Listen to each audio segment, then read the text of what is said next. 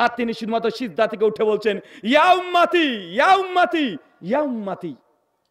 আল্লাহ, আজকে ভয়ঙ্কর সময়, আমার উম্মতের কি হবে, আমার উম্মতের কি হবে, আজকে আমার উম্মতের কি হবে। বারবার আল্লাহর চিৎকার দিয়ে কিয়ামতের মাঠে তার কণ্ঠস্বর সমস্ত কিয়ামতবাসী সবাই শুনবে যে আমাদের নবী শেষ নবী, তিনি বলবেন ইয়া উম্মতি, আজকে আমার উম্মতের কি হবে। চিন্তা করে দেখেন, দুনিয়ায় যত নবী রাসূল এসেছে তার উম্মত তার কাছে যাবে, কিন্তু তিনি নিজেদের ওজর পেশ করবে। আমাদের সর্বশেষ নবী, লাস্ট নবী, তিনি কেবলমাত্র কিয়ামতের মাঠে নিজের উম্মতের কথা চিন্তা করছে।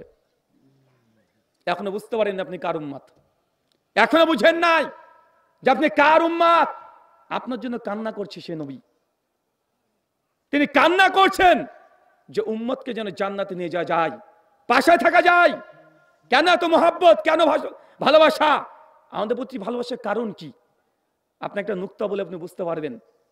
আমরা হচ্ছে এমন একটা সময় এসেছি, প্রায় 1400 বছর ধরে কোন নবী আছে? পেয়েছেন নবীকে দেখতে? মুহাম্মদ সাল্লাল্লাহু আলাইহি ওয়াসাল্লামকে দেখেছেন? তার কণ্ঠস্বর কখনো শুনেছেন? সে কিভাবে চলাচল করতে দেখেছেন? তার পেছনে নামাজ পড়েছেন? আমরা এমন একজন নবীকে পেয়েছি, এমন একজন নবীর আনুগত্য করি যাকে দুই চোখ দিয়ে আমরা এখনো পর্যন্ত দেখতে পাই নাই, তার কণ্ঠস্বর আমরা কান দিয়ে শুনি নাই, যার বাড়ির দূরত্ব থেকে আমাদের বাড়ির দূরত্ব প্রায় ৭,৫০০ কিলোমিটার। কোথায় মদিনা, কোথায় বাংলাদেশ, যার ভাষার সঙ্গে আমাদের ভাষার কোনো মিল নেই, কিন্তু তাকে আমরা না দেখে ঈমান এনেছি। তাকে না দেখে তার মতো করে আমরা দাঁড়িয়ে রাখার চেষ্টা করি, তাকে না দেখে টাকনার উপরে আমরা কাপড় পরে ঘুরে বেড়াচ্ছি। তার জন্যই মুসলমানদের কাছে যদি কেউ নবীর বিরুদ্ধে একটা কুটুমন্ত্র বাজে শব্দ করে, নিজের বাপের বিরুদ্ধে করলে মুসলমান মেনে নাই, কিন্তু নবীর বিরুদ্ধে কেউ যদি একটা বাজে শব্দ বলে মুসলিমদের রক্ত টকবক করে ফুটে। কেন? কারণ মুসলমান নবীকে ভালোবাসে। আজকে এত বড় আয়োজন কার জন্য? আজ গোটা বাংলাদেশে নাহলে কয়েক শত এরকম মাহফিল হচ্ছে না? কয়েক লক্ষের উপরে মসজিদ আছে, মাদ্রাসা আছে, লাখ লাখ মানুষ এই ধর্মের সঙ্গে সম্পৃক্ত আছে। কার জন্য এত বড় মাহফিল, এত বড় আয়োজন? আমার জন্য ঘিরে না। এই আলোচনা সভাটা আপনারা করেছেন মুহাম্মদ সাল্লাল্লাহু আলাইহি ওয়াসাল্লাম সম্পর্কে জানার জন্য। কার জন্য? বক্তার জন্য নয়, শুধুমাত্র আল্লাহ নবীকে জানবেন। আমরা তাকে দেখিনি কখনো, শুধুমাত্র বইয়ে পৃষ্ঠাতে লেখা আছে, পড়ে পড়ে পড়ে পড়ে তার প্রতি এত ভালোবাসা। আপনি কল্পনা করতে পারছেন না যে একটা মানুষকে যে না দেখে ভালোবাসা যায়, জ্বলন্ত দৃষ্টান্ত আপনারা সকলেই। আমরা দেখি নাই, দেখেছি নাকি? কিন্তু ভালোবাসাতে কোনো ঘাটতি আছে? ভালোবাসার কোনো কমতি আছে? আরে মাকে যতটা ভালোবাসে তার চাইতে বেশি ভালোবাসা নবীর প্রতি আছে না নাই? আছে। কিন্তু কিয়ামতের মাঠে সেই নবী যদি আমাদেরকে ত্যাগ করে চলে যায়, সেই দিন কি হবে? যেদিন আল্লাহ নবী প্রথম উম্মতি উম্মতি করে চিৎকার মেরে উম্মতকে জান্নাতে নিয়ে যাওয়ার জন্য আল্লাহ নবী প্রস্তুত হবেন, সেই সময় আল্লাহ নবী আবার বলবেন এরা আমার উম্মত না। তাই তারা কত হতভাগা, সে কারণগুলো জানার দরকার আছে না নাই? এগুলো উদ্ঘাটন করার দরকার আছে। কোরআন হাদিস ঘেটে ঘেটে আমি আপনাদের কাছে কিছু শুধুমাত্র দলিল আদিল্লার মাধ্যমে প্রমাণ পেশ করব। কিছু মানুষকে আল্লাহর নবী অস্বীকার করবেন। প্রথম সহিহ বুখারী 2252 নম্বর হাদিস। আল্লাহ নবী বলছেন কিয়ামতের মাঠে আমি একদম হাউজে কাউসার কাছে চলে যাব। হাউজে কাউসার জানা আছে? আল্লাহ নবী তার সম্পর্কে বলছেন যে হাউজে কাউসার, ওখানে যখন চলে যাব আমাকে দায়িত্ব আল্লাহ দিয়ে দিবেন, আর আমার উম্মত ছুটে ছুটে আসবে, ছুটে ছুটে আসবে, আর আমি বারবার বলি ইয়া উম্মতি, আমার উম্মাত, আমার উম্মাত। আল্লাহ নবীর সঙ্গে সঙ্গে হাউজে কাউসার থেকে পানি বের করে উম্মতকে খাবেন। নবী বলছেন একবার যদি সে কেউ পানি পান করে তাহলে কখনো কোনোদিন আর সে পিপাসিত হবে না, তৃষ্ণার্ত হবে না, তার আর কোনোদিন তৃষ্ণা লাগবে না। হাউজে কাউসারে পানি পান করবে, আল্লাহ খাওয়াতেই থাকবে। হঠাৎ করে ফেরেশতা জিবরিল আসবেন, আর মাঝখানে একটা পর্দা হয়ে যাবে, নবী এইদিকে, উম্মত ওই সাইডে। নবীর সঙ্গে সঙ্গে বলবে ইয়া উম্মতি, জিবরিল এরা আমার উম্মত, আমার উম্মত এগুলো। কেন আজকে পর্দা হচ্ছে? কেন আজকে পার্থক্য? এরা তো আমার উম্মত। আল্লাহ নবী জিবরিল বলছে আল্লাহ নবী এরা হচ্ছে আপনার উম্মতের ওই ব্যক্তি, আপনি যখন দুনিয়া থেকে বিদায় নিয়ে চলে এসেছেন এই পারে, সেই সময় আপনার দিনকে, ধর্মকে তারা বিকৃত করেছে। কথা বুঝতে পারলেন না মনে হয়?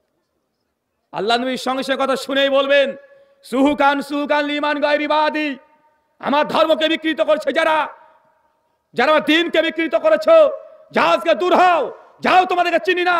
আল্লাহ নবী দূর দূর করে সেই দিন এই উম্মতকে তাড়িয়ে দেবে।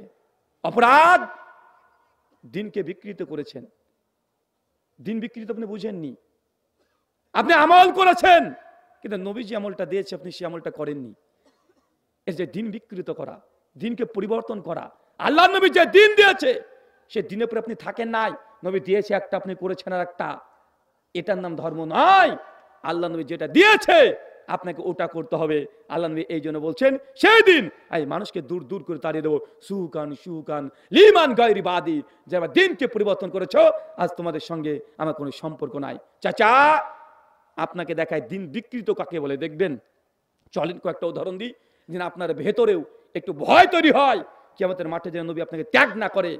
আল্লাহ নবী বলছেন জামে তিরমিজি হাদিস না 2528, আফজালুজ যিকরি লা ইলাহা ইল্লাল্লাহ, সবচেয়ে উত্তম জিকির কি? এটা কে বলেছে? এটা আল্লাহ নবী বলেছেন, সহিহ সনদে প্রমাণিত। আর নবীর কথা মানে এটা শুধু নবীর ব্যক্তিগত কথা নয়, বরং এটা আল্লাহ সুবহানাহু ওয়া তাআলার অর্ডার অনুমতি আছে না নাই? ওয়া মা ইয়ানতিকু আনিল হাওয়া ইন হুয়া ইল্লা ওয়াহয়ুহা, আমার নবী তিনি নিজের তরফ থেকে ধর্মের ব্যাপারে কোনো কথাই বলে না, যা আমি আল্লাহ ওহী করি আমার নবী শুধু সেটাই তিনি জানিয়ে দেয়। সে নাজম আয়াত নম্বর 53 এবং 54, সূরা নাজম 53 নম্বর সূরার 3 এবং 4 নম্বর আয়াত। তার মানে বোঝা গেল আল্লাহ নবী আমাদেরকে যে জিকির দিয়েছে বলছেন উত্তম জিকির। নবী বলছে লা ইলাহা ইল্লাল্লাহ, সমাজে পীর সাহেব বলছে ইল্লাল্লাহ, আছে না নাই? এটা দিনকে বিকৃত করা। কি করা? এটা দিনকে বিকৃত করা। এখন ইল্লাল্লাহ জিকিরকে জায়েজ প্রমাণ করার জন্য কত গ্রামার খাটাচ্ছে, কত মান্তিক খাটাচ্ছে, কত রকমের বালাগাত ফাসাদ সব নিয়ে চলে আসে প্রমাণ করার চেষ্টা করছে ইল্লাল্লাহ জিকির এটা জায়েজ। কিন্তু আল্লাহ নবী বললেন যে আফজাল জিকরি লা ইলাহা ইল্লাল্লাহ, উত্তম জিকিরটা হচ্ছে লা ইলাহা ইল্লাল্লাহ। মানুষ আজকে কোন জিকিরটা বেশি করে? ইল্লাল্লাহ জিকির না লা ইলাহা ইল্লাল্লাহটা করে বেশি? ইল্লাল্লাহটা করে না? আমি বিশ্বাস করি এটা আহলে হাদিস সমাজে জিকির আজকাল যত বেশি করা হয় তার 10 গুণ বেদাতীরা এই জিকিরটা বেশি করে। করে কি করে না কথা বলেন? আল্লাহ নবী বলছেন সুকান সুকাল লিমান গায়রি বাদি, যারা আমার দিন আমি যা দিয়েছি যারা পরিবর্তন করেছে বিকৃত করেছো তোদের সঙ্গে কোনো সম্পর্ক নেই। আপনি দুনিয়াতে মনে করছেন ভালো ইবাদত, ইবাদত ভালো কিন্তু নবী দেয়নি, তার মানে নবী আপনার সেই সম্পর্ক কিয়ামতের মাঠে রাখবেন না। আল্লাহ সুবহানাহু ওয়া তাআলা বলছেন সূরা হাসর 59 আয়াত নম্বর 7, মা আতাকুমুর রাসূলু ফাখুযুহু ওয়া মা নাহাকুম আনহু ফান্তাহু, আমার নবী যা দেয় তুমি সেটাকে গ্রহণ করে, যা দেয় নাই সেটা বর্জন করে দাও। চাচা নবী যে আমল দিয়েছে এটাতে আপনি খুশি কি খুশি নয়? আলহামদুলিল্লাহ তো বলছি, কিন্তু নামাজের পরে তো মারামারি করেন, আপনি করেন না? জুমার দিনে আপনি মারামারি করেন না? করেন না আপনি? ইমাম সাহেব যদি মুনাজাত না করে ইমামের প্রতি কত রাগ আপনার, কত অভিমান, এ কি ইমাম রে ভাই, কেমন ইমাম চলে আসলে সমাজে, যে আগে তো একটু দোয়া করতো এখন সে দোয়াটাও করে না, এমন মানুষ আছে না নাই? আবার গভীর দুঃখ নিয়ে কষ্ট নিয়ে বেদনা নিয়ে বলে আরে ভাই নামাজ তো আমরা পড়তে পারি না, 5 ওয়াক্ত নামাজ পড়তে পারি না ব্যবসার কারণে, আমি চাকরি করি তার জন্য পড়তে পারি না, কিন্তু এই জুমার দিন ছুটি, এই দিনে জুমার নামাজ পড়তে আসি, এই দিনে একটু আল্লাহর কাছে কাদা কাটা করে একটু ক্ষমা চাইবো, সেই সুযোগটাও হুজুররা দিচ্ছে না, মানে দোয়াকে তুলে দিয়েছে। ভাই আছে না নাই কথা বলেন? অনেক চাচা এসে বলছে ভাইজান আরে আল্লাহর কাছে তো চেয়েছি, দোয়াই তো করেছি, কোনো পাপের কাজ তো করিনি, আরে হাতটাই তো তুলেছি, পা তো আর তুলিনি। মানে কত মানে দুঃখ দেখেছেন, আল্লাহর কাছেই তো চাচ্ছি, অন্য মানুষের কাছে তো চাইনি, আমি হাতই তো তুলেছি পা তো তুলছি না, যেটা বিয়াদবি হবে, কেন এটা বিদাত হবে? চাচা আপনি এখন শরীর থেকে বুঝতে পারেননি, আপনি আবেগকে কাজে লাগাচ্ছেন। কি কাজে লাগাচ্ছেন? আপনার আবেগ, আপনার আবেগকে কাজে লাগাচ্ছেন। আপনাকে এতটুকু বুঝতে হবে দ্বীন ইসলাম কমপ্লিট, নবী যা দিয়েছে ওইখানে আপনাকে খুশি হতে হবে, বাড়াবাড়ি করলেই আল্লাহ নবীর দ্বীনকে বিকৃত করা হবে। চলেন ছোট্ট একটা উদাহরণ দিই, দেখেন সূরা আরাফ 60 থেকে 75 নম্বর আয়াত ভালো করে পড়বেন, বিশেষ করে সূরা আরাফ 60 থেকে 75 নম্বর আয়াত। এখানে ওলেমায়ে সু, ওলেমায়ে সু বলতে ইহুদি কিছু ওলেমা আছে, আমি ইংলিশ ট্রান্সলেশন এটাকে করি ওলেমায়ে ক্রাইম। ওলেমায়ে ক্রাইম বোঝেন মানে ক্রিমিনাল, যারা তওরাতে ছিল এক তারা পরিবর্তন করে করতো আরেক, আল্লাহ বিধান দিয়েছে এক তারা বানিয়ে করতো আরেক, মানে আল্লাহ যা বিধান দিয়েছে সেগুলোকে মারপ্যাচ করতো। তার একটা উদাহরণ দিই, আল্লাহ সুবহানাহু ওয়া তাআলা ইহুদিদেরকে বলেছিল যে তোমরা শনিবার ইহুদিতে সাবাতের দিন কোনো কাজ করবে না, নিষিদ্ধ, হারাম। মানে ইহুদিদের জন্য ছিল কি ছিল? শনিবার কাজ করা যাবে না, নিষিদ্ধ, মাছ ধরা যাবে না পুকুর থেকে। ইহুদিরা করেছে কি জানেন? ইহুদিরা করতো কি, ওরা মাছ ধরতো না শনিবারে, তবে কি করতো, পুকুরে গিয়ে জালটাকে ফেলে রেখে দিত, সারাদিন মাছ জালের মধ্যে ঢুকতো, যখনই একদম সূর্য ডুবে যেত, রবিবার পড়ে যেত, সঙ্গে সঙ্গে টানাটানি শুরু করে দিত। কথা বুঝতে পারলেন না? এটা কি, ওরা ওরা তাবিল করছে যে আমি শনিবার তো নিষিদ্ধ করেছে, জাল ফেলতে তো নিষিদ্ধ করেনি, মাছকে তুলতে নিষিদ্ধ করেছে, আমরা তো তুলি নাই। কথা মনে বুঝতে পারলেন না? দেখেন সূরা বাকারা খুলেন, 60 থেকে 62, 64, 65 নম্বর আয়াত। আল্লাহ নবী মুসাকে বলছেন, মুসা যাও তোমার কওমকে, উম্মতকে গিয়ে বলো গা, আল্লাহ তোমাকে কুরবানি করতে বলেছে তোমাদের। যেমন নবী মুসা এসে চলে এসেছে, ইহুদিদেরকে বলছে যে আল্লাহ আমাদেরকে কুরবানি করতে বলেছে। ইহুদিরা এতই বদ, এতই খাটাস যে তারা আল্লাহর বিধান মানবে না, ইবাদত করবে না, আমল করবে না, নিজের ইচ্ছে মতো ইবাদত করতে চায়। তখন মুসা আলাইহিস সালামকে উম্মত বলছে, মানে ইহুদিরা বলছে, সত্যি আল্লাহ বলেছে? তাদের টোন এরকম, সত্যি আল্লাহ বলেছে? আল্লাহ গরু কুরবানি, মানে সরি, আল্লাহ কুরবানি করতে বলেছে? মুসলমান বলছে, হ্যাঁ আল্লাহ তো বলেছে। তখন ইহুদির বাচ্চারা তখন বলছে, যাও তো মুসা জিজ্ঞাসা করো তোমার রবকে, আল্লাহকে জিজ্ঞাসা করো, কুরবানি যে করবো, কি কুরবানি করবো, গরু না ছাগল? নবী মুসা তখন আল্লাহকে জিজ্ঞাসা, আল্লাহ কি কুরবানি করতে হবে? তখন বলছে, যা গরু কুরবানি করতে বলো।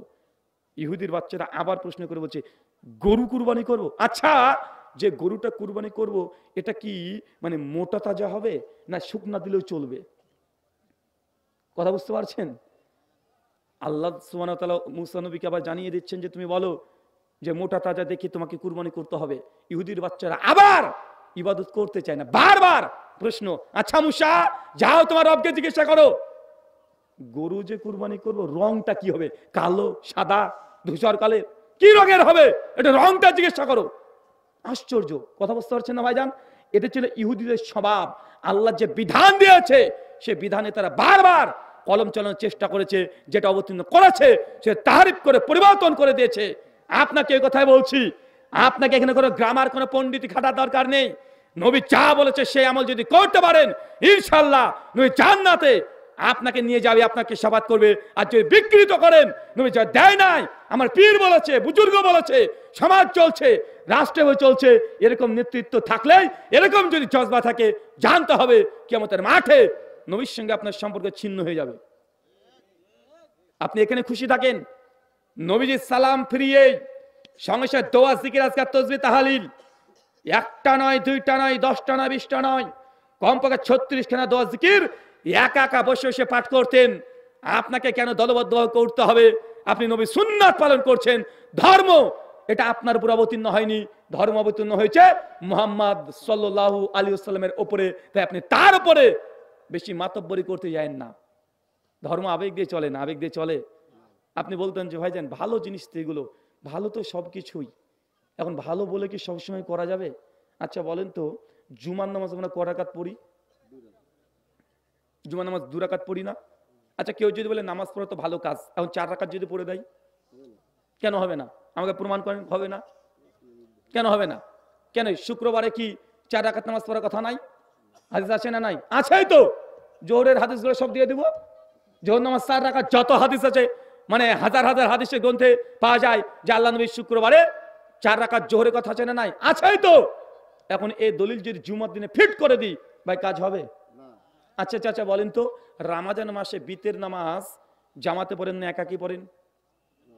জামাতে নামাজ পড়া ভালো না খারাপ? তো রমজানের বাইরে পড়েন না কেন? আরে জামাত তো ভালো, আর জামাত করার হাদিসও পাওয়া যায় রমজান মাসে, যে আল্লাহ নবী রমজান মাসে বিতের জামাত করেছে। আলী বিন আবি তালেব করেছে, ওমর ইবনুল খাত্তাব করেছে, আবু বকর রাদিয়াল্লাহু আনহু করেছেন, যায়েদ বিন সাবিত করেছেন, সমস্ত সাহাবীরা রমজান মাসে বেতের সালাত জামাতেই পড়েছে। জামাতে যে বেতের পড়া যাবে না, আরে জাল হাদিস আছে।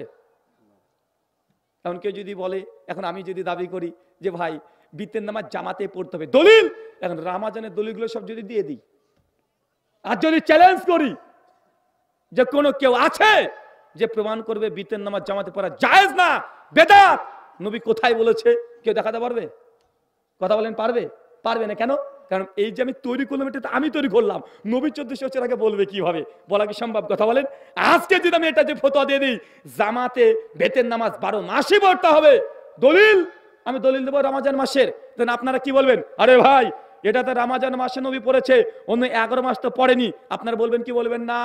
ঠিক একইভাবে আপনি যখন বলছি যে ভাইজান হাত তুলে মুনাজাত ফরজ নামাজের পরে করিয়েন না, তখন আমাদেরকে হাজার হাজার দলিলের পাহাড় নিচে ফেলে দেওয়া হচ্ছে।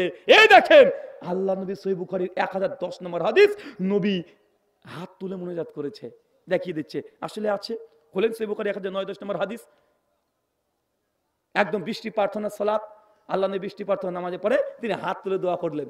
এখন আমরা যতই বলছি ভাই এটা তো বৃষ্টি প্রার্থনার নামাজের দোয়ারে, ভাই এটা বৃষ্টি প্রার্থনার নামাজে নবী হাত তুলে দোয়া করেছে, ওই যে করেছে তো। এটা হচ্ছে আমাদের বাঙালির দলিল, দেখেছেন ভাইজান? মানে আপনার কষ্ট পাচ্ছেন মনে হয়। আচ্ছা আপনাকে আর একটা দেখাই।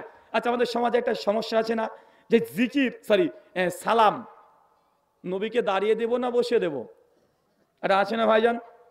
এই যে কিয়াম করে আছে না সমাজে অনেক। এখন আমরা আহলে হাদিস করি না, তার জন্য আমাদেরকে ওয়াহাবি, লামাযাবি, গায়র মুকাল্লিদ কি না জানি বলে রে ভাই।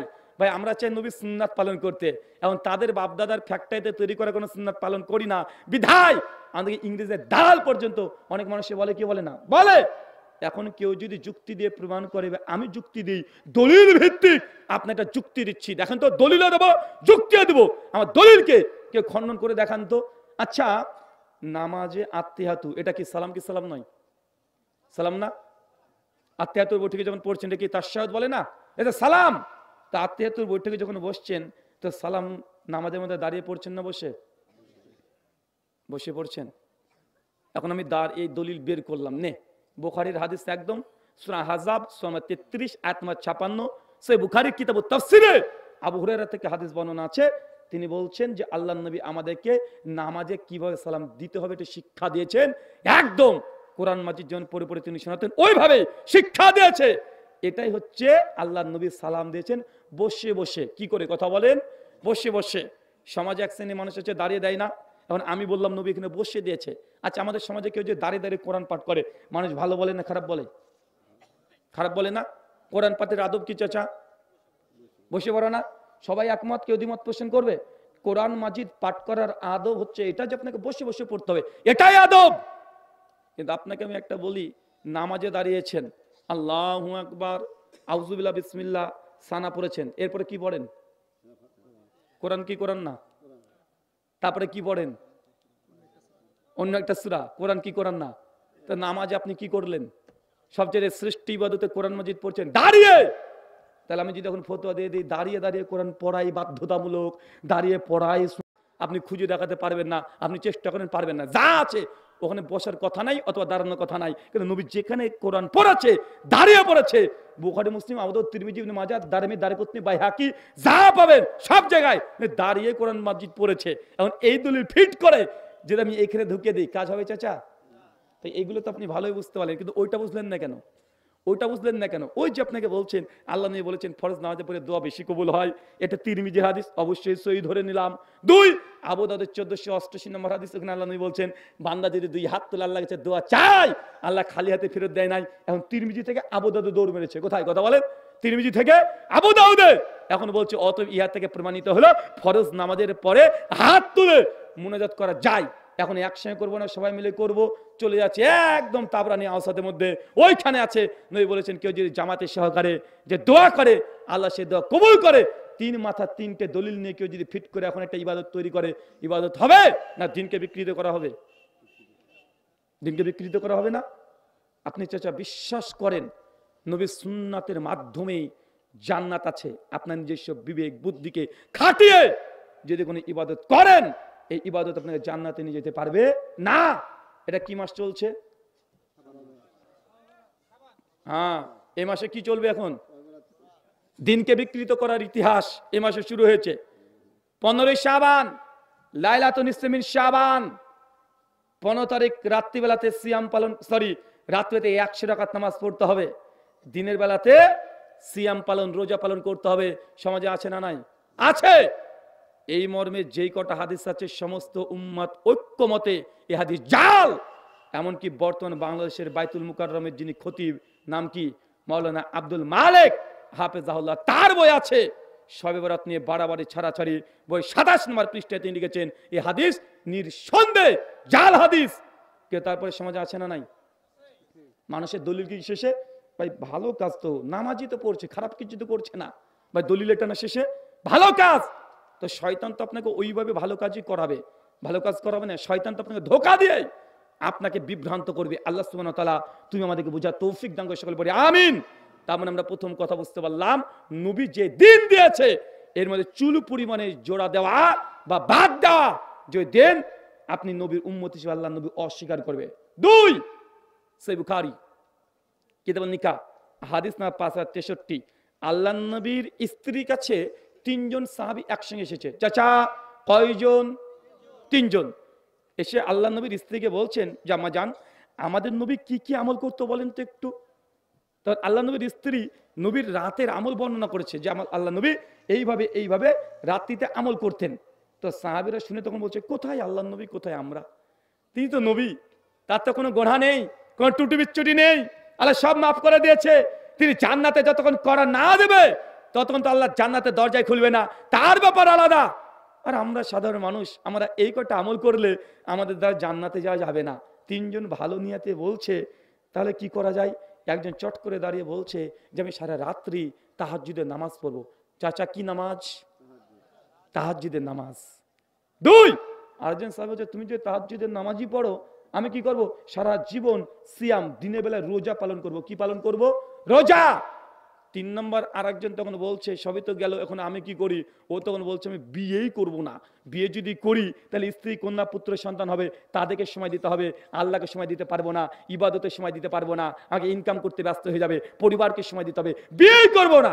একদম জীবন চিল্লা দিয়ে দিলাম। জীবন চিল্লা আছে না? পরিবার থুই আমরা চলে যাচ্ছি, আছে না নাই? কথা বলেন। আমরা তো 1 চিল্লা 2 চিল্লা, এই সাহাবী বলছে জীবন চিল্লা দেবে, মানে বিয়েই করবে না, শুধু দাওয়াতি কাজ করবে আর শুধুমাত্র মসজিদে পড়ে থাকবে, ইবাদত বান্দেগিতে, জিকির আজকার তাসবিহ তাহলিল এগুলোতে মগ্ন থাকবে। 3 জন 3টে কথা বলেছে। বলেন তো চাচা, একটা নিয়ত খারাপের মধ্যে? হ্যাঁ, কে বললো রে 3টে খারাপ? আপনি বলেছেন? আরে সর্বনাশ, তাহাজ্জুদের নামাজ পড়া খারাপ? বলছে অবশ্যই খারাপ, তাই বলছে। চাচা তাহাজ্জুদ নামাজ নফল নামাজের মধ্যে সবচেয়ে শ্রেষ্ঠ নামাজ কি? তাহাজ্জুদ। চলেন তাহাজ্জুদের জাস্ট একটা ফজিলত আপনাকে বলে দিই। মুসনাদ আহমদ 2124 নম্বর হাদিস। ওমর ইবনুল খাত্তাব বসে আছেন, নবী বসে আছেন।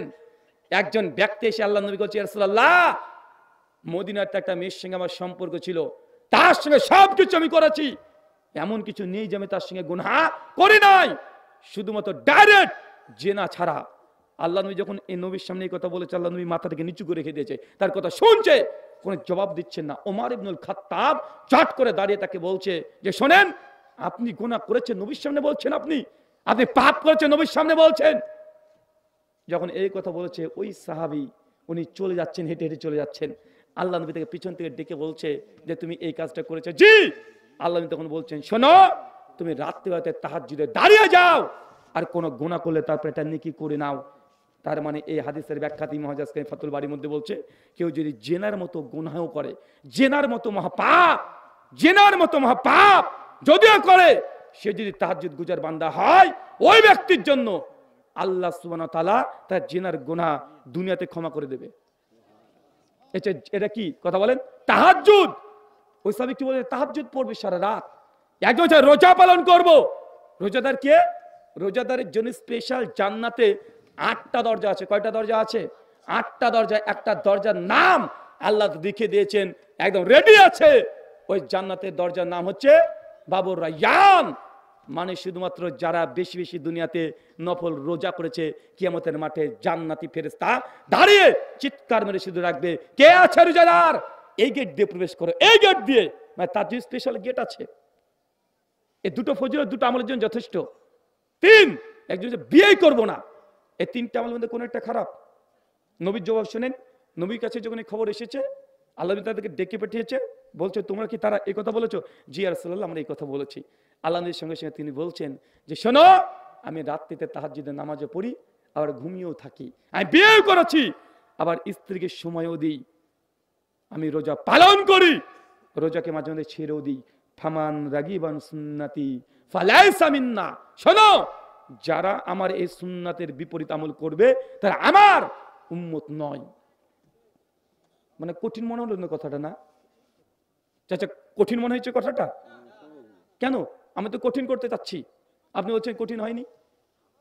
সে সারা রাত তাহাজ্জুদ পড়বে, সারা দিন রোজা রাখবে, সে আল্লাহর রাস্তায় জীবনটাকে উৎসর্গ করে দেবে। নবী বলছে কেউ যদি এই কাজ করে সে আমার উম্মতি নয়। আমল তো ভালো, আমল ভালো নয়, সারা রাত তাহাজ্জুদ পড়বে। আমাদের সমাজে আছে, কে বুজুর্গ প্রমাণ করবে কিভাবে? আমার পীর সাহেব এত বুজুর্গ, কি জানো? আমার পীর এক পায়ে দাঁড়িয়ে তিনি 40 বছর ধরে তাহাজ্জুদের নামাজ পড়েছে। ভাই এমন কথা বলে, কি বলেন না কথা বলেন?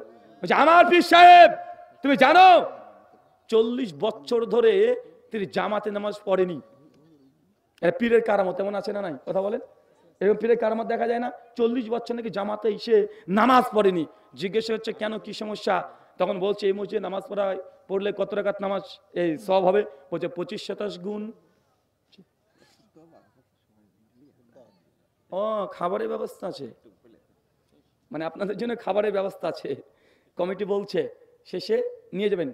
না এটা বলতেও হয় না, বাঙালি কিছু হোক আর না হোক মানে খাবারটাকে ভুলবে না।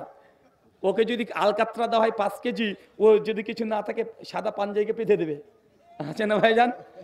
তো একবার বলে দিয়েছি, এটা আর আপনি ভুলবেন না ইনশাআল্লাহ। তো আল্লাহর নবী এখানে বলছেন তাকে। আর এই পীর সাহেবগুলো যেগুলো আছে দেখেন, তারা বলছে 40 বছর আমার ইমাম, আমার পীর সাহেব এত বুজুর্গ, তুমি জানো কার কাছে আমি বায়াত করেছি? 40 বছর জামাতে নামাজ পড়েনি। কেন? বলছে এই এলাকার মসজিদে নামাজ পড়লে কত নাকি? তো 25 থেকে 27 গুণ নাকি বেশি। বলছে যদি মসজিদুল হারামে পড়ে, মক্কার মসজিদে, হাদিস বুখারী 1 লাখ লক্ষ রাকাতের নামাজের সব পেয়ে যাবে। মানে মসজিদুল হারামে একবার যদি মাগরিব পড়েন তাহলে কতবার মাগরিবের সমান? 1 লাখ। বলছে তাহলে এই মসজিদে নামাজ পড়ে দরকার কি? আমার পীর সাহেব জায়নামাজে দাঁড়িয়ে থাকে, আল্লাহু আকবার বলে, পীরও নাই জায়নামাজও নাই, মক্কা তখন নামাজ পড়ছে। এমন বলে কি বলে না?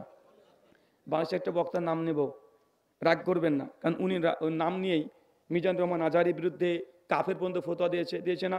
শেখ আব্দুর রাজ্জাক বিন ইউসুফকে কাফের ফতোয়া দিয়েছে। তিনি যদি গোটা বাংলাদেশের ওলামা সমাজকে কাফের বলে দিতে পারে, তো তার নাম নিয়ে একটু দুটো কথা বললে রাগ করবেন নাকি আপনারা? ওনাকে আমি নাম দিয়েছিলাম যে নাইট বয়। কেন জানেন? রাত্রিবেলাতে কালো চশমা পরে। আরে ভাই সানগ্লাস পরতে দিনের বেলা, ও রাত্রিবেলাতে পরে। নাম কি বলেন তো? ওই দেখেন দেখেন বলে দিয়েছে, আমি কিন্তু বলিনি ভাই।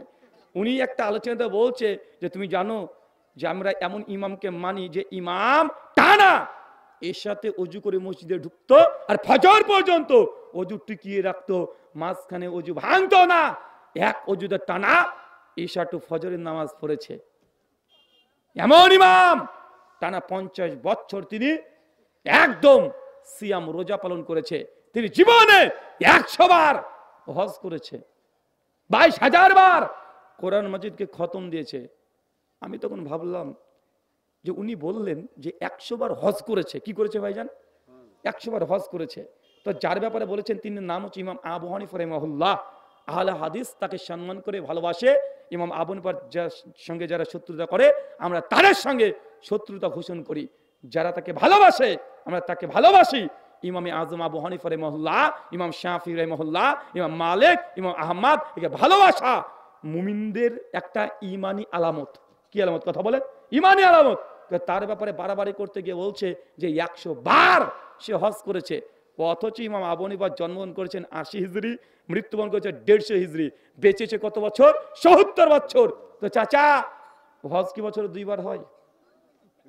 হায়াত পেলে 70 বার, হজ করলে 100 বার, ব্যাপার তো মিলে না। ব্যাপার মিলছে? কথা বলেন। আবার বলছে এর সাথে অজু করে ঢুকেছে, ফজর পর্যন্ত নামাজ পড়েছে, অজু ভাঙে নাই।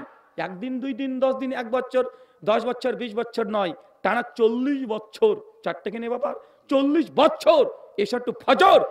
আমার সাদা মনে সাদা প্রশ্ন, ভাই 40 বছর ধরে এই নিজ দিয়ে ফুসফাস কিছু হয়নি? আচ্ছা বুঝলাম আল্লাহর ওলিদের ব্যাপার, আমরা এমন জল ব্যবহার না করি, তার অনেক সম্মানিত ব্যাপার। সেই সময় তো হয়তো খাবারের মধ্যে এত ভেজাল ছিল না, এত ফরমালিন ছিল না, তাই ফুসফাস হতো না। কিন্তু প্রস্রাব পায়খানার তো দরকার আছে, হ্যাঁ দরকার আছে না নাই? আচ্ছা তাও বাদ দিলাম, পিসাবদের হয়তো লাগে না। এখন স্ত্রী আছে তো, 40 বছর স্ত্রী, স্ত্রীর হক কিভাবে রক্ষা করতে হবে? 40 বছর যদি এসব তো ফজর কোন সময় আর আছে? এখন বলতো মানে হুজুর শুধু রাতে কি স্ত্রীর কাছে হক আদায় করতে হবে, দিন তো পড়ে আছে। কিন্তু যে এনাতুল আব্বাস হিসেবে বলে দিয়েছে যে টানা 50 বছর দিনের বেলা রোজা রেখেছে, তো ফজর তো আবার মাগরিব শেষ,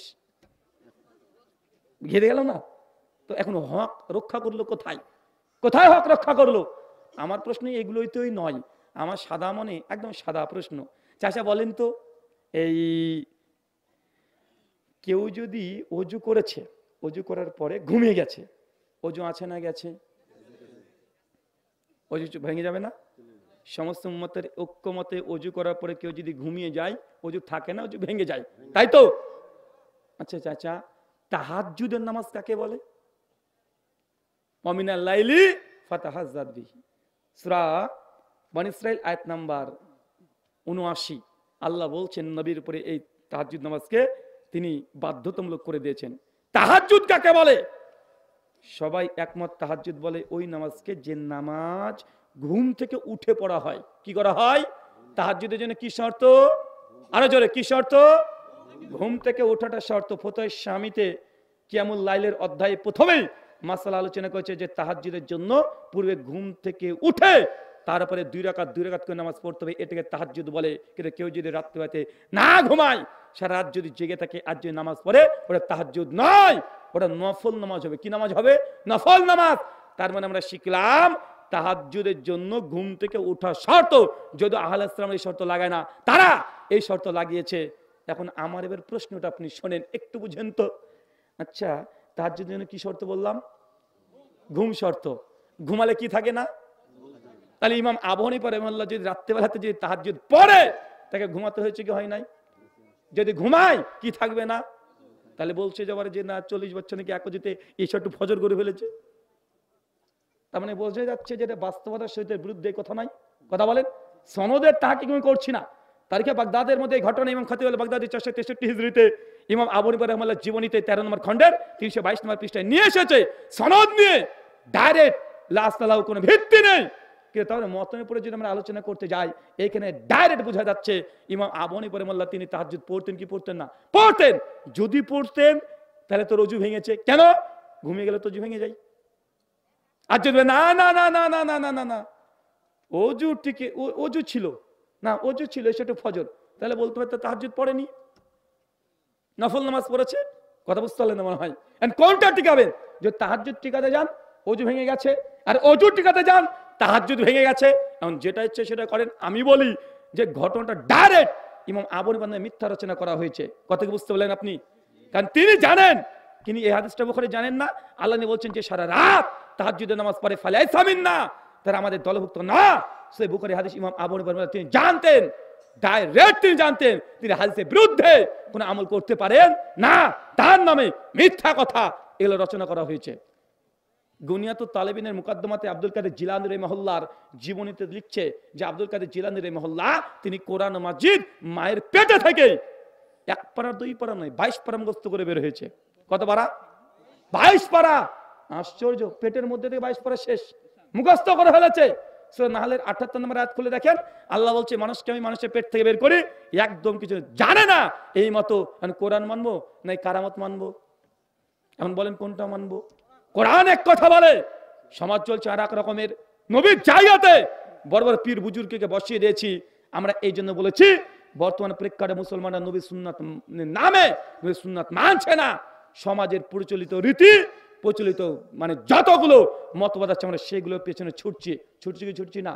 চাচা এই হাদিসের দিকে আবার আসেন। সারা রাতে তাহাজ্জুদ নামাজ পড়া নাজায়েজ নয়, কিন্তু আপনি যদি প্রত্যেক দিন পড়েন তাহলে এটাকে বলা হয় হাদিসের ভাষায় বেদাত। এটা গুনাহ হবে। ব্যতিক্রমে 1 দিন 2 দিন পড়েছেন সমস্যা নেই। আরেকটু আপনাকে উসুল বুঝিয়ে দিই। আল্লাহ নবী সবুজ পোশাক পরেছেন, সবুজ টুপি পরেছেন। হাদিস বুখারী মুসলিম আবু দাউদ থেকে প্রমাণিত কিতাবুল লিবাসে আছে। কিন্তু কোন পীর যদি কোন আলেম যদি বলে আজ থেকে আমরা সবুজ পোশাকটাই পরবো, বাকি সব পোশাক বর্জন করে দেব, জানেন সবুজ পোশাক পরা কি জায়েজ কি না জায়েজ? জায়েজ। সুন্নাত কি সুন্নাত নয়? নবীও পড়েছেন আলহামদুলিল্লাহ। কিন্তু কেউ যদি বলে শুধু এটাই পরবো আর অন্য কোনো পোশাক পরবো না, এটা কি হলো? এটা কি হলো? এটা বাড়াবাড়ি হয়েছে কি হয়নি? মানে যে আমলটার যতটুকু গুরুত্ব, যেটা সুন্নাত সেটা সুন্নাতে গুরুত্ব দিতে হবে, যেটা ফরজ সেটা ফরজে গুরুত্ব দিতে হবে। মুস্তাহাব জিনিসকে যদি বাড়িয়ে আপনি ফরজ বানিয়ে দেন, এটা তখন হয়ে যায় কি? কথা বলেন বেদাত। ঠিক তাহাজ্জুদ নামাজ রাত্রিবেলাতেই পড়তে হয়। এখন তাহাজ্জুদ নামাজ রাত্রিতে পড়বেন এটাই ভালো। তাহাজ্জুদ পড়ে ঘুমাতে হয়, সহিহ বুখারীর 1260-61 নম্বর হাদিস, আমাদের আয়েশা রাদিয়াল্লাহু তাআলা আনহা তিনি বলছেন যে আল্লাহর নবী আলাইহিস সালাম তিনি রাতে তাহাজ্জুদ পড়ে যখন মসজিদ থেকে বেলাল আযান দিতেন, আযানের শুনে সঙ্গে সঙ্গে তিনি 2 রাকাত সুন্নাত নামাজ পড়তেন, তারপরে ডান কাঁধ হয়ে তিনি শুয়ে পড়তেন। সহিহ বুখারী 1260-61 নম্বর হাদিস। নবী সুন্নাত পড়ার পরে কি করতেন কথা বলেন? তিনি ডান কাঁধ হয়ে শুতেন। অথবা আমাদের আয়েশা বলছেন, অথবা যদি আমি জেগে থাকতাম বা আমাকে জাগিয়ে দিলে আল্লাহ নবী আমার সঙ্গে গল্প করতেন। তাহলে নবী সুন্নাত দুটো রাত্রিবেলাতে ফজরের আজান পড়বে, বাড়িতে সুন্নাত পড়তে হবে। চাচা কোথায় পড়তে হবে? আরে জোরে কোথায়? মসজিদে পড়বেন না। কি বললাম কথা বলেন? মসজিদে না জায়েজ নাই, জায়েজ। উত্তম কোনটা? কোনটা উত্তম? বাড়িতে। বাড়িতে নবী 2 রাকাত সুন্নাত নামাজ পড়ে ডান হাতকে কাঁধে তিনি শুতেন, অথবা নিজের স্ত্রীর সঙ্গে গল্প করতেন। এটা নবীর আমল। কিন্তু আমরা এখন মসজিদে নিয়ে চলে গেছে কি যাই নাই, সুন্নাত নামাজ সব মসজিদে, মানে মসজিদে একদম আলাদা স্পেশাল টুপিও পাওয়া যায়, মানে সবুজ খাঁচা দেওয়া। আচ্ছা না কথা বলেন, মানে আপনার বাড়িতে যাওয়ার দরকার নেই এমন একটা ভাব। অথচ ওই একই নামাজ যে বাড়িতে আপনি নফল যদি পড়েন, সুন্নাত নামাজ যদি বাড়িতে পড়েন, ডবল নাকি আছে না নাই? প্রত্যেক ধাপে ধাপে মসজিদে এগিয়ে যাবেন নাকি আছে না নাই? অজু যদি বাড়িতে করেন নাকি আছে না নাই? এক্সট্রা বেনিফিট আমরা চাই না, কিন্তু আমরা ওই যে পীর সাহেব যা বলেছে আমরা ওই আমল করে ঠিকই করতে চাই, আছে না নাই? তারপরে আমরা 2 নম্বর বিষয় বুঝলাম। এক, ইসলামকে বিকৃত করলে আল্লাহ নবী যা দিয়েছে তাতেই সন্তুষ্ট থাকতে হবে। বাড়াবাড়ি ছাড়াছাড়ি করলে নবী আপনাকে কিয়ামতের মাঠে উম্মত হিসেবে অস্বীকার করে দিবে। 3, সহিহ বুখারী সহিহ মুসলিম কিতাবুল ঈমান হাদিস নাম্বার 101, আল্লাহ নবী বলছেন, মান গাশশানা ফালাইসা মিন্না, যে ব্যক্তি আমার উম্মতের মধ্যে প্রতারণা করবে। কি করবে? প্রতারণা বোঝেন? ধোঁকাবাজি করা, প্রতারণা করা, মানুষের সঙ্গে চিটিং করা, চিটিংবাজি করা, বাটপারি করা, আছে না সমাজে? যারা প্রতারণা করবে তারা আমার দলের অন্তর্ভুক্ত না, তারা উম্মত না। এখন আপনারা অনেক জায়গাতে প্রতারণা করেন, সব জায়গাতে প্রতারণা করছেন। প্রতারণা কোন জায়গায় নেই? সব জায়গায় আছে। ব্যবসা বাণিজ্য লেনদেন সব জায়গায় আছে না নাই? দেখেন আপনি চলে যান এই যে রাজশাহীতে চলে যান, নাটোরে চলে যান, বগুড়াতে, একদম বগুড়া বাস স্ট্যান্ডে দেখতে খুব ভালো লাগে। কি জানেন? যেসব দইয়ের দোকানগুলো আছে, মাঝে মাঝে তাকে দেখি যে দইয়ের দোকান, বগুড়ার দই বাংলাদেশের বিখ্যাত। মাঝে যখন নামি দেখি যে দইয়ের দোকানে ওরা হলুদ বাল্ব জ্বালিয়ে রেখে দেয়। আমি ভাবি যে হলুদ বাল্ব কেন জ্বালায়? পরবর্তী সময় বুঝতে পারলাম হলুদ বাল্ব জ্বালানোর আলাদা রহস্য। হলুদ বাল্ব যদি ওই দইয়ের উপরে পড়ে তো দইটা দেখতে আরো চমৎকার লাগে। কথা বুঝতে পারলেন না মনে হয়? আচ্ছা না কথা বলেন? ফলের দোকানগুলোতে দেখবেন মানে যেই ফলের রং সেই কালারের বাল্ব ওপরে ঝুলছে, আছে না নাই? আছে। সবজির দোকানে সবজি সবসময় পানি মারতে আছে, আছে না নাই? আপনাকে বলছে যে ভাইজান এই দেখেন 5 কেজি আলু কিনবো, কত টাকা কিলো? ও বলছে দোকানদার যে 30 টাকা কিলো। আপনি বলছেন ভাই 25 টাকা নেন। বলছে আল্লাহর কসম ভাই আমি 25 টাকা দিয়ে কিনেছি। আচ্ছা যান আপনি 2 টাকা লাভ দিয়ে 27 টাকা দিয়ে দেন। অথচ 25 টাকা দিয়ে কিনে নি, ও 18 টাকা কেজি কিনে নিয়ে এসেছে। আছে না কথা বলেন? আছে।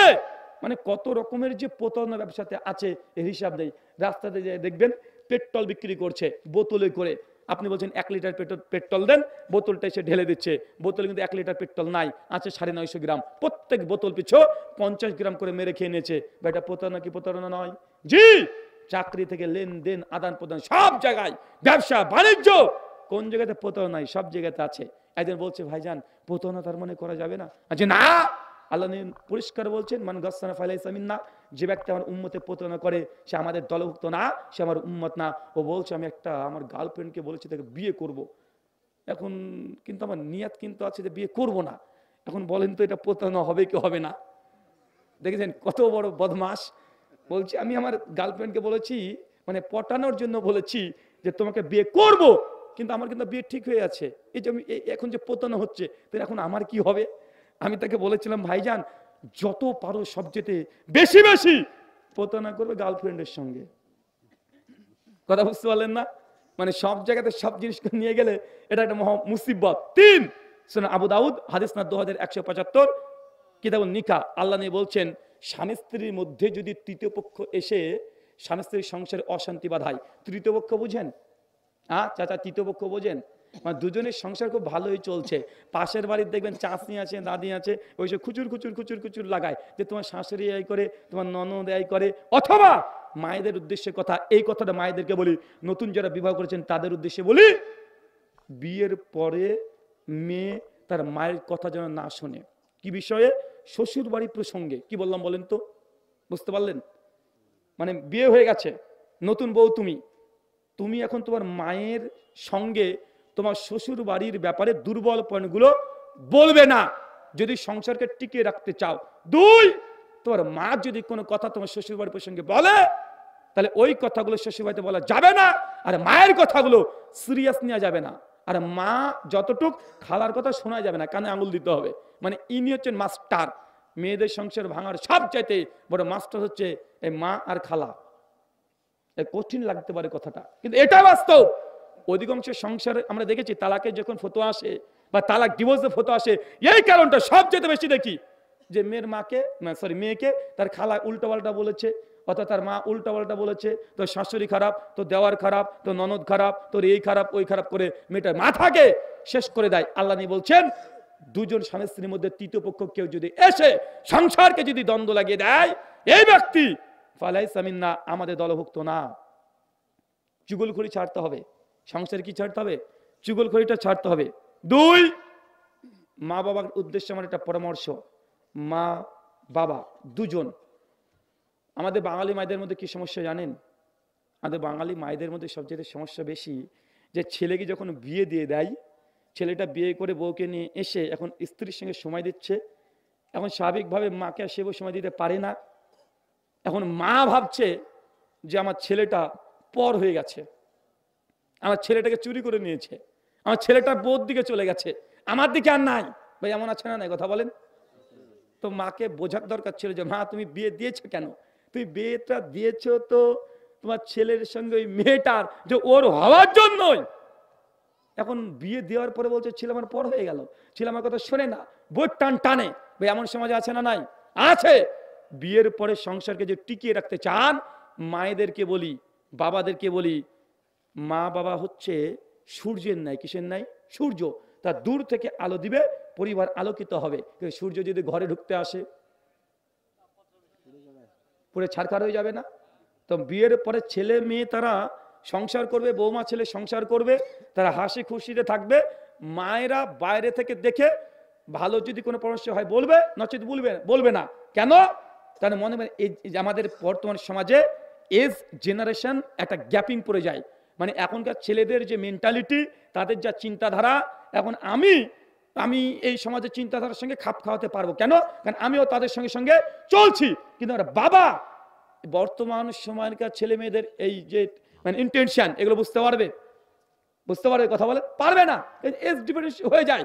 এই জন্য বাপ মাকে ছেলে মেয়ে বিয়ে হয়ে গেলে তাদেরকে ছেড়ে দেওয়ার দরকার। তোমরা সংসার করো, যদি কোনো কিছু খারাপ দেখে তখন তারা দূর থেকে তারা সে বিষয়টাকে নিয়ে তারা সমাধান করবে। প্রত্যেকটা জায়গায় যদি বাবা মা যদি খোঁচাতে দিতে থাকে, এই সংসার আর টিকবে না।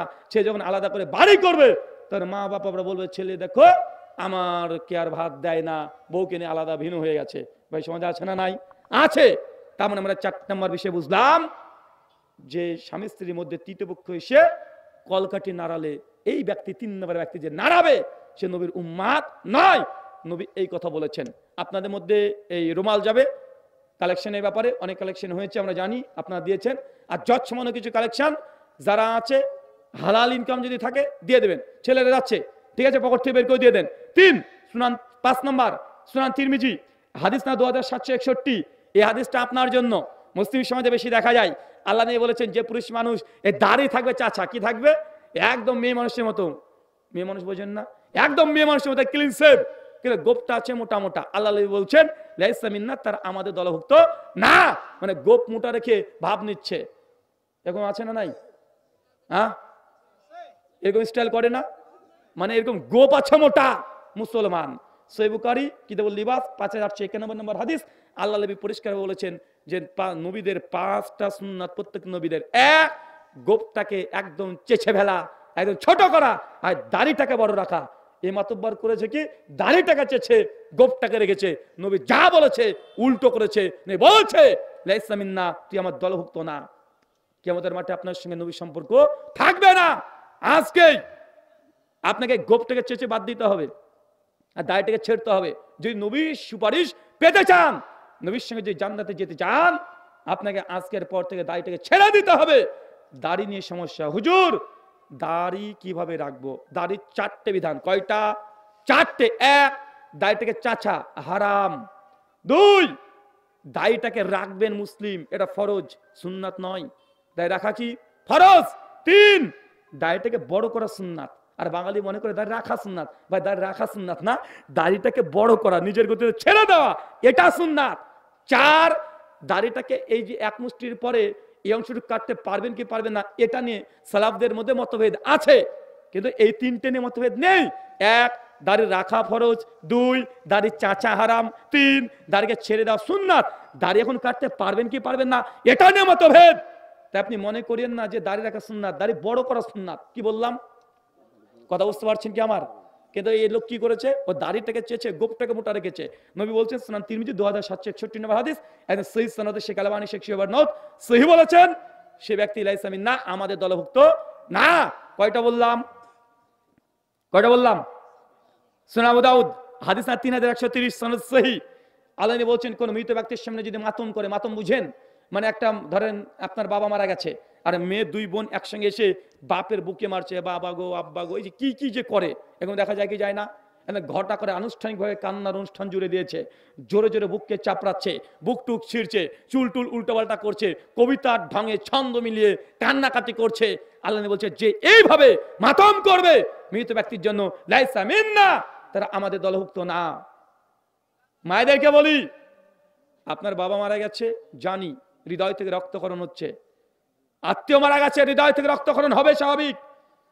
সুনান আবু দাউদের হাদিস 3132 নম্বর হাদিস, আল্লাহ বলছেন একটা মানুষ যদি মানুষ যদি মারা যায়, মারা যাওয়ার পরে তাকে যদি একটু আঘাত করা হয়, এই যে এই আঘাতটা করলেন, এই আঘাতটা যতটা ওজন, মানুষ মারা যাওয়ার পরে এই ওজনটা তার জন্য ডবল হয়ে যায়। বুঝতে পারলেন না মনে হয়? আপনি একটা ছোট্ট বাড়ি মারলেন, এটা যতটা লেগেছে একটা তাজা মানুষের, জীবন্ত মানুষের, মৃত মানুষের জন্য এই মানে এই যে লাগাটা, ব্যথাটা ডবল হয়ে যায়। কথা বুঝতে পারলেন?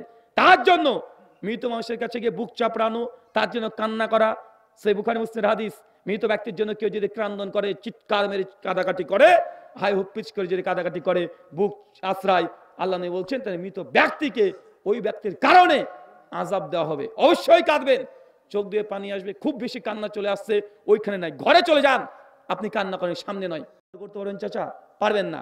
তার মানে বুঝতে পারলাম 7 নাম্বার, এই মোটামুটি 7খানা আমল। কয়টা আমল বলেছি? যে 7খানা আমল করলে আল্লাহ নবী আলাইহিস সালাম আপনাকে কিয়ামতের মাঠে সম্পর্ক ছিন্ন করে দেবে।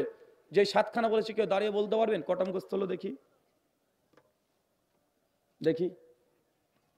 হ্যাঁ, যদি বলতে পারেন 500 টাকা দেব। 7খানা, 1 ঘন্টা আলোচনা শুনেছেন, 500 টাকা দেওয়া হবে। দেখি ওঠেন, টাকা না বের করে উঠবে না।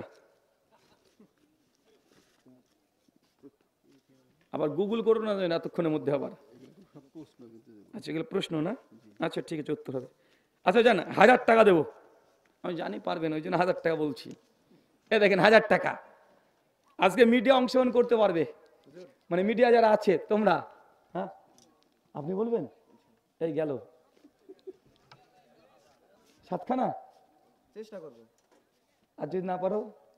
না পারলে নাই, চেষ্টা তো করবো ইনশাআল্লাহ। আচ্ছা আচ্ছা, আমাকে দেবে? আচ্ছা বলো। এক নম্বর আমল হচ্ছে রাসূলুল্লাহ সাল্লাল্লাহু আলাইহি ওয়াসাল্লাম যা করেছে সেটাই করতে হবে। এখানে হচ্ছে আপনি তাহাজ্জুদের কথা বলছেন, মাশাআল্লাহ। 2 হচ্ছে রাসূলুল্লাহ সাল্লাল্লাহু আলাইহি ওয়াসাল্লাম হাদিসের কথা বলা হয়েছে যে 3 জন সাহাবী এসে বলল যে, তুই শুধু পয়েন্ট বলো, ধরে ফেলবো। হ্যাঁ জি। সাহাবী বলল আমি কোনোদিন বিয়ে করব না, এবং আরেক সাহাবী বলল আমি সারা রাত হচ্ছে তাহাজ্জুদে জেগে থাকবো, এবং আরেক সাহাবী বলল আমি আমার জীবনটা কেটে দিব সব সময় হচ্ছে সালাত মানে সাওমের মাধ্যমে। তখন রাসূলুল্লাহ সাল্লাল্লাহু আলাইহি ওয়াসাল্লাম তাদেরকে ডাকলেন এবং বললেন, এই রাসূল সাল্লাল্লাহু আলাইহি ওয়াসাল্লাম তাদেরকে ডেকে বললেন, আর তোমার যদি সাওম থাকার যদি ইচ্ছা থাকে তাহলে একদিন পর পর থাকো। তখন সে সাহাবী বলল আমার হচ্ছে সংক্ষিপ্ত পয়েন্টটা বলো, সেই সংক্ষিপ্ত পয়েন্টটা বলো। আচ্ছা, রাসূল সাল্লাল্লাহু আলাইহি ওয়াসাল্লাম এই সাওমের কথা হলো, তারপরে হচ্ছে রাসূল সাল্লাল্লাহু আলাইহি ওয়াসাল্লামের এই যে বিয়ের কথা বললো, রসুল সাল্লাল্লাহু আলাইহি সাল্লাম সেখানে রসুল সাল্লাল্লাহু আলাইহি সাল্লাম 4টে স্ত্রী সাথে ছিল এবং অনেকগুলো বিয়ে করছে। রসুল সাল্লাল্লাহু আলাইহি সাল্লাম যেখানে বিয়ে করছে কিন্তু সাহাবীরা সেখানে বলল যে আমি বিয়ে করব না। এটা হচ্ছে রসুলের বিপরীতে চলে গেল, সেজন্য হচ্ছে এখানে বিপরীতে চলে গেল। আর রসুল সাল্লাল্লাহু আলাইহি সাল্লাম যা করেনি সেটা করা যাবে না, সেই কথা এখানে বলা আচ্ছা, হয়েছে। 3 নম্বর হচ্ছে এই যে 3 নম্বর হচ্ছে কেউ ইশারা তাহাজ্জুদ। 1000 টাকার ব্যাপার, হ্যাঁ, কেউ যেন আপনার পাশ থেকে টাচ দেন না। রসুল সাল্লাল্লাহু আলাইহি ওয়াসাল্লাম তাহাজ্জুদের সালাত জেগে পড়েছেন, মানে সরি তাহাজ্জুদের সালাত আদায় করেছেন এবং কি ঘুমিয়ে গেছেন। মাশাআল্লাহ। এখন 4 আমরা- শুধু পয়েন্টগুলো বল। 4 হচ্ছে হাত তুলে মোনাজাত করা। রাসূলুল্লাহ সাল্লাল্লাহু আলাইহি 5 তারপরে শুধু পয়েন্ট বললেই হবে। আচ্ছা 5 1000 টাকার ব্যাপার ভাই, কে বলিস না 5 থেকে হবে হবে। আরে আমি তো এটা চাই, আমি চাই ওই 1000 টাকা নিয়ে নিক, ওই জন্য তো বলেছি। আর মিডিয়ারা সাক্ষী, আমি আলোচনার শেষে প্রশ্ন উত্তর রাখি বা আলোচনার শেষে আমি কি বললাম এটাকে সংক্ষিপ্তভাবে, গোটা আলোচনা ভুলে গেল যে 6টা পয়েন্ট যেন না বলেন, এই জন্য 6টা পয়েন্ট আপনাকে বলে দেবো, কেউ বলতে বলে টাকা পাবেন, এটা নিশ্চয়ই জানেন। এখানে আছে শবে বরাত। এই রাসূলুল্লাহ সাল্লাল্লাহু আলাইহি আচ্ছা 5 হয়ে গেছে। 6 পেছন থেকে একজন বলছে, আমি কিন্তু শুনতে পাচ্ছি, যদি বলে দেয় 6টা উনার কাছ থেকে 500 টাকা নেওয়া হবে। আচ্ছা তারপর 6 বলো। না আর মনে পড়ছে না। আর মনে পড়ছে না কি? আলহামদুলিল্লাহ পড়বো নাকি? হ্যাঁ, সংসারে তৃতীয় ব্যক্তির আগমন। সংসার তৃতীয় ব্যক্তির আগমন টুকলি হয়েছে, এখন কি হবে? আলহামদুলিল্লাহ উনি যে কথা পয়েন্ট বলেছেন তার মধ্যে হেডিং কয়েকটা ভুল হয়ে গেছে, আর আমার 1000 টাকা বেঁচে গেছে। কথা বুঝতে পারলেন? আচ্ছা আর কি অংশগ্রহণ করবেন? আরেকজনকে চান্স দেবো। 1000 কি 2000 বলবো নাকি? তুমি মনে রাখবে কি কি বলেছো, কারণ আমি যখন বলবো শেষে যদি আবার বলো যে আমি তো সবগুলো বলেছি, আমাকে দিল না কেন, ওরকম যেন না হয়। আর কে বলবেন?